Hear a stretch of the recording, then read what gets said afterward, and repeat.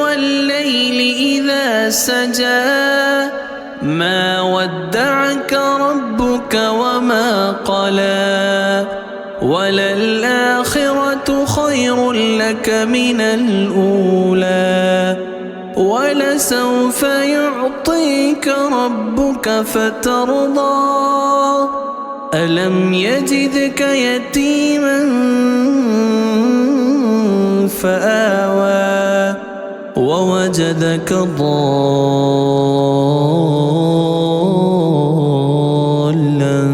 فهدى ووجدك عائلا فأغنى